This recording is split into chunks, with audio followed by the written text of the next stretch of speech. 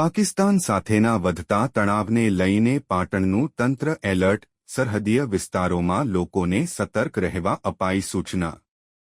Control room મારફત રખાઈ રહી છે 24 કલાક નજર. તમામ તાલુકા મથકોમાં પણ કંટ્રોલ રૂમ શરૂ કરાયા. કંટ્રોલ રૂમ મારફત રખાઈ રહી છે 24 કલાક નજર. તમામ તાલુકા મથકોમાં પણ કંટ્રોલ રૂમ શરૂ કરાયા. પાટણ જિલ્લાના સાંતલપુર તાલુકાના ગામોમાં બ્લેક આઉટ જાહેર કરાયા બાદ વહીવટી તંત્ર અને પોલીસના ઉચ્ચ અધિકારીઓ નિરીક્ષણ અર્થે પહોંચ્યા. જિલ્લા કલેક્ટર તુષાર ભટ્ટ અને જિલ્લા પોલીસ અધિક્ષક V.K. વારાહી પહોંચ્યા. એલસીબી એસઓજી સહિત વહીવટી તંત્રના ઉચ્ચ અધિકારીઓ સાંતલપુરના વારાહી પહોંચ્યા. ભારત-પાક હુમલાની આશંકાને પગલે અધિકારીઓ વિસ્તારનો મેળવશે તાગ.